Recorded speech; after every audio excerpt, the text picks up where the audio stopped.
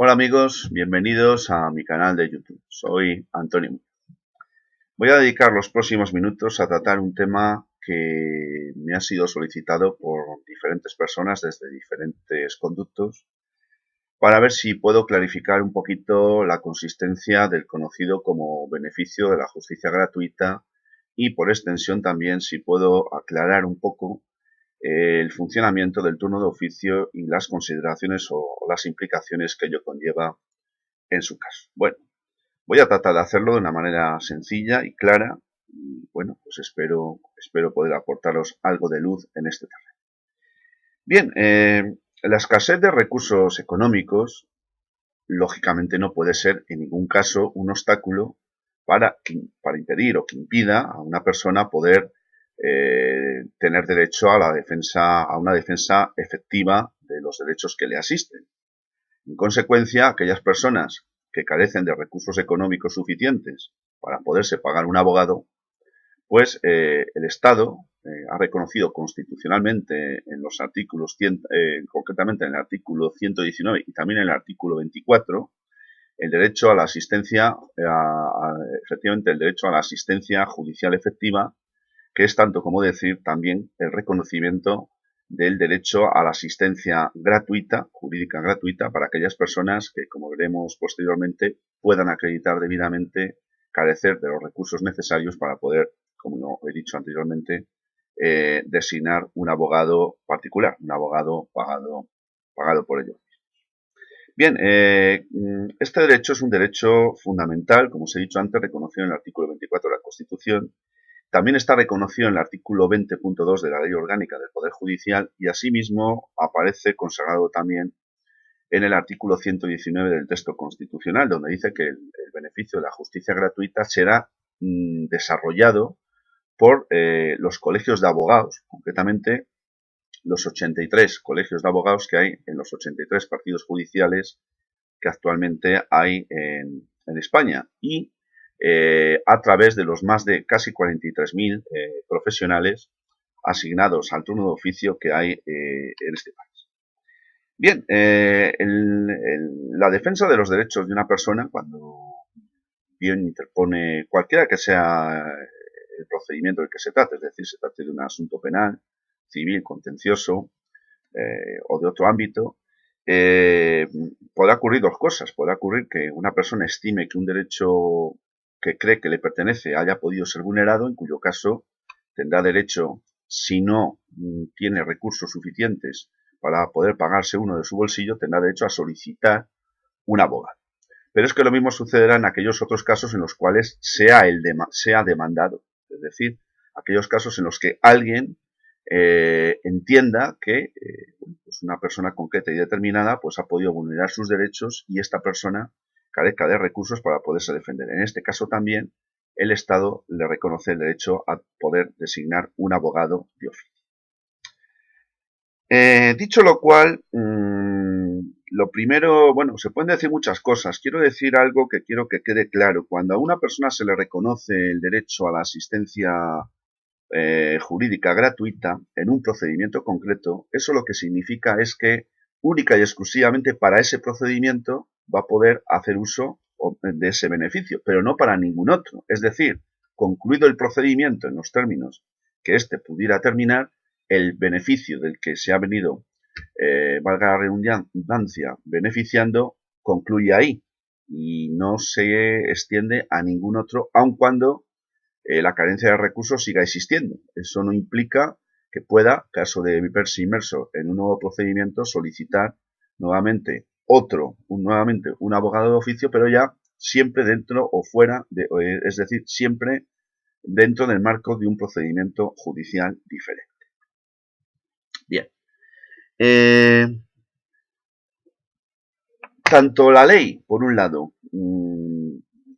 concretamente, como la autoridad judicial, en su caso, podrán ser las vías o los procedimientos a través de los cuales se pueda reconocer el derecho a tener un abogado de oficio, o mejor dicho, el beneficio de la justicia gratuita que incluye la posibilidad de la defensa del abogado de oficio.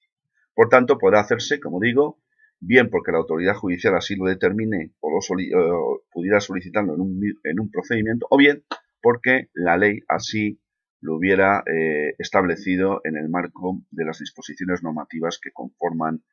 esa estructura legal. Es importante tener en cuenta también que, aquí lo tengo para que no se me olvide, las condiciones que tienen que cumplimentarse para que una persona física, concretamente, pueda solicitar el beneficio de la justicia gratuita, porque lógicamente estamos hablando de una excepcionalidad contemplada constitucionalmente, como he dicho anteriormente, pero solamente para casos muy concretos y muy determinados que,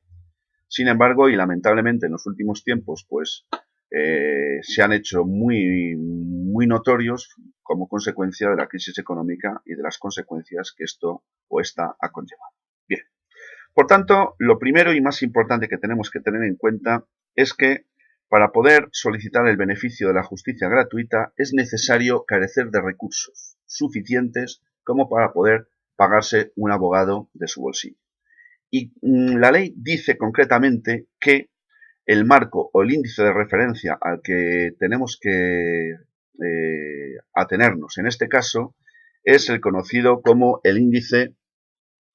lo tengo aquí para que no se me olvide, concretamente es el IPREN, el índice público que determina efectivamente la referencia, el índice público, vamos a ver, lo tengo aquí, que es el IPREN, el índice público de renta de efectos múltiples. Muchos de vosotros lo conocéis y sí quiero decir que actualmente en el año 2016 está fijado exactamente en 532,51. Pues bien, la Ley de Asistencia Jurídica Gratuita dice, del año 96, dice expresamente, y esto está actualizado, que para poder solicitar el beneficio de la justicia gratuita es necesario que el solicitante tenga, o mejor dicho, disponga de recursos económicos que no superen en 2 veces, es decir, que no superen el doble del IPREN fijado o vigente en el momento en que se solicita, siempre y cuando el solicitante no integre ninguna unidad familiar. Porque si la unidad familiar computada anualmente, y teniendo en cuenta lo que es el concepto, no superara el número de 4 personas, es decir, hasta 3 personas, unidades familiares hasta 3 personas, podrá solicitar el beneficio de la justicia gratuita siempre y cuando no supere en 2 veces y medio el IPRE. Y en 3 veces, siempre y cuando el número de personas que integren esa unidad familiar supere el de 4, es decir, se considere ya como familia numerosa. Este es el condicionante principal, porque habrá que ajustarse exactamente a este perímetro, habrá que aportar la documentación necesaria, porque en base a ella será en base a la cual se pueda posteriormente solicitar, como voy a explicaros ahora, el beneficio de la justicia gratuita. Supongamos que una vez que has aportado esa documentación y que reúnes el requisito a la que me acabo de referir, el requisito económico, lo primero que tienes que hacer será presentar una solicitud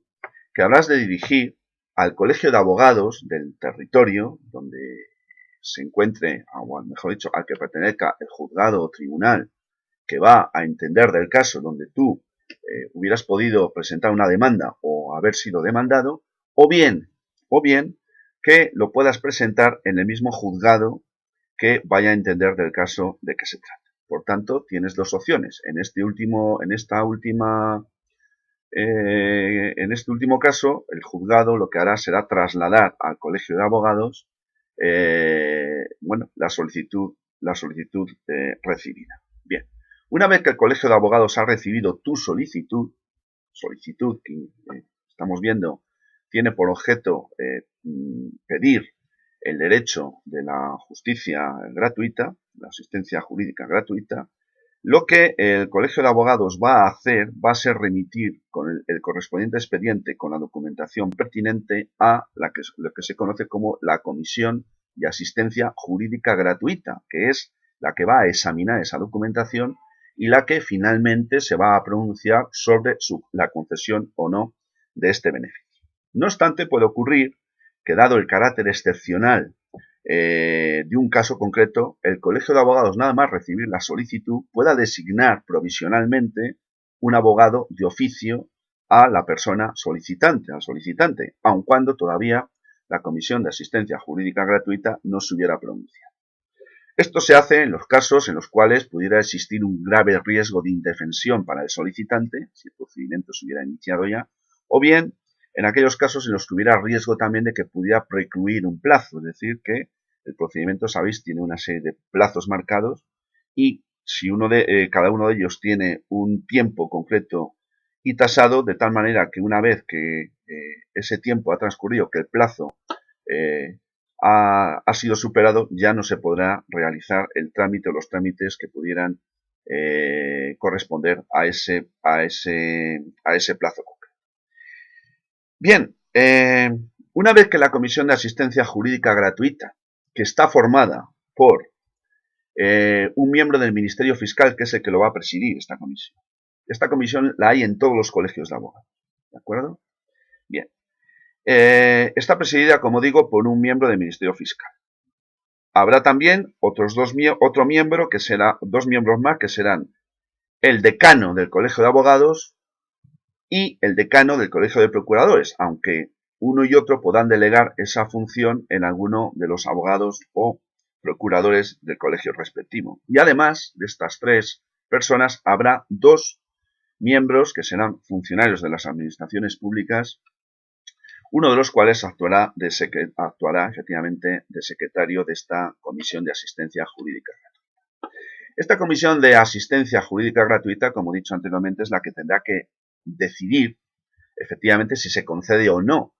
la solicitud de ese beneficio de justicia gratuita. Por tanto, es importante la misión que tiene encomendada. Y tiene un plazo máximo de 30 días para pronunciarse, de tal manera que dice la ley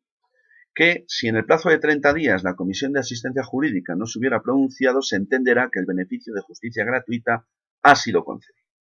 En todo caso, siempre y una vez que le conste al interesado, al solicitante, la concesión o no concesión de ese beneficio, es decir, una vez se haya pronunciado a través de resolución esta comisión, el justiciable, es decir, tú en tu caso, que podría ser el solicitante, dispondrás de 5 días para poder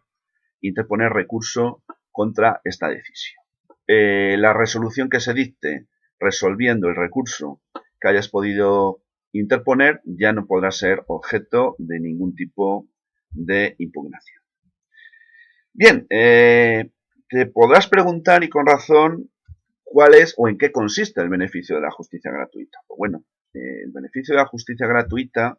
contiene una serie de derechos. Por ejemplo, el derecho a ser asesorado antes de que comience el procedimiento.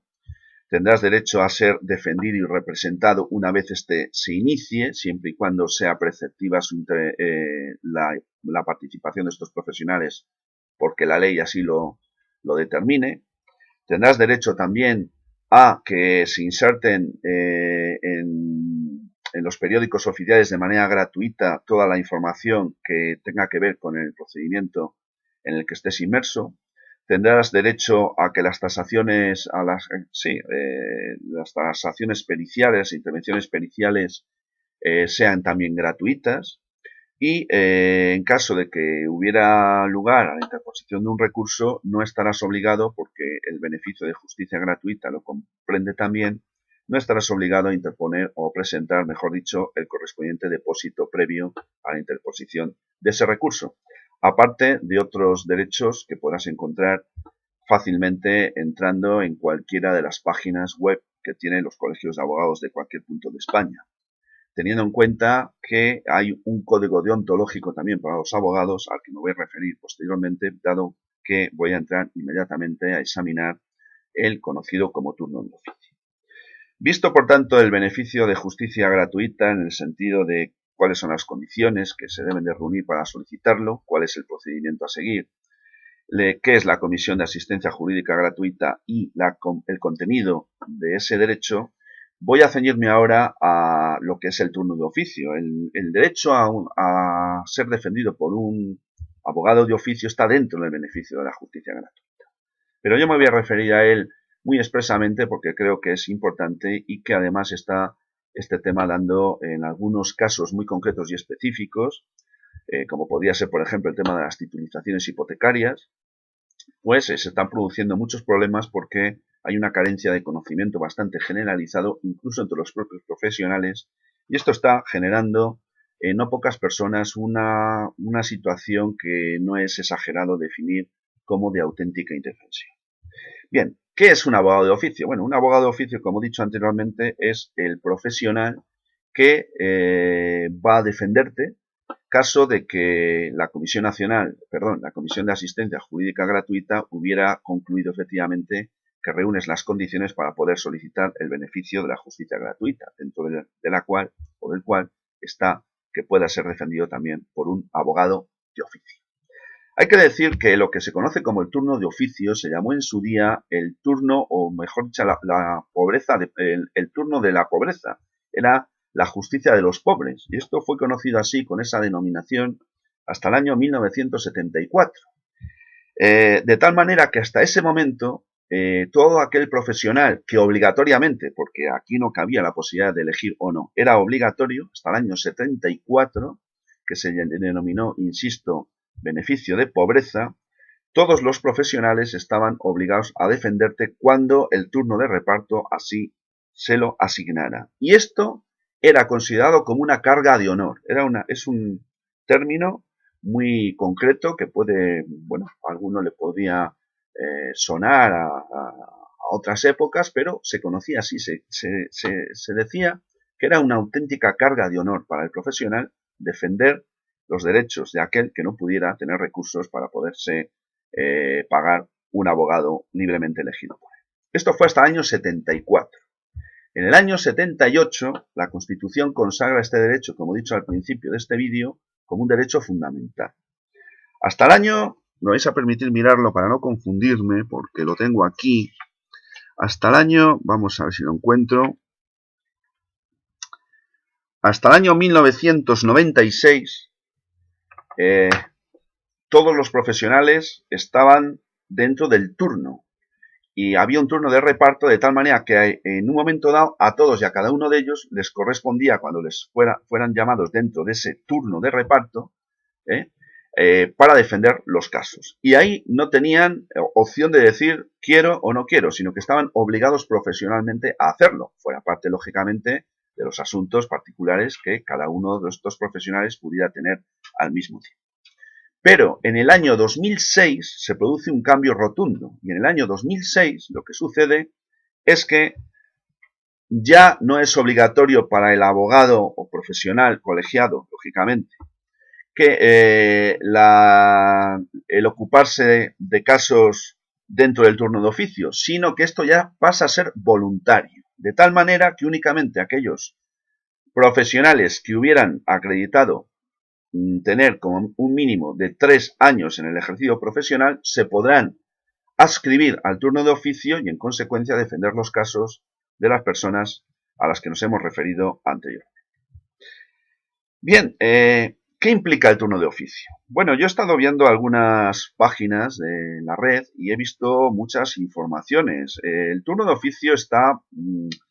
bastante mal visto, entre comillas, por, bueno, pues a nivel público. Es decir, existe una mala conciencia de que el turno de oficio es algo malo, es algo degradante, es algo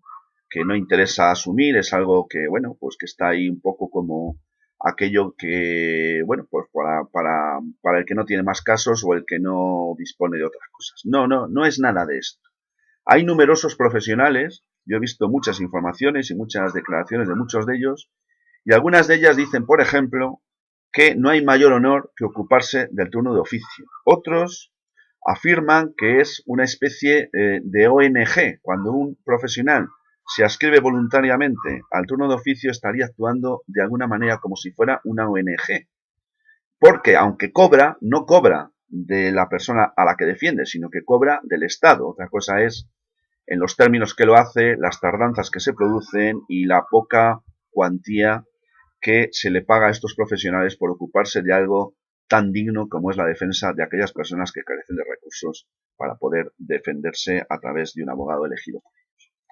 Bien, otros profesionales consideran que es una gran oportunidad y en todo caso, todos los que yo he visto que están adscritos al turno de oficio afirman rotundamente que lo último que les importa e interesa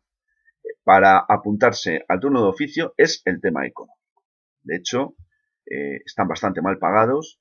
Hay que decir que hay profesionales, como en todo, que se ocupan profundamente y con todo lo que son capaces de sacar adelante estos casos, y también hay profesionales que lamentablemente no lo hacen, bien por las razones pueden ser múltiples. Una de ellas puede ser el desconocimiento, como el caso al que me he referido anteriormente. Voy a aportaros también algún dato en torno al tema de los abogados de oficio, porque fijaros, hay una cuestión que me habéis preguntado muchos y es si una vez que el Estado te ha asignado, el Estado a través de la Comisión de Asistencia Jurídica Gratuita, te ha asignado un abogado de oficio, si tú puedes cambiar de abogado de oficio si no estás de acuerdo con él o no estás satisfecho con la profesionalidad con la que está llevando tu caso. Bueno, a ver, en principio, la regla general es que una vez asignado un abogado de oficio, que por cierto, tú no puedes elegir, cuando vas a, por ejemplo, a la Seguridad Social, puedes elegir el médico que quieres que te atienda, pero en este caso concreto, esa posibilidad no se da, aunque hay voces que preconizan la necesidad de que esto se haga, porque si tú puedes elegir el abogado que quieres que te defienda,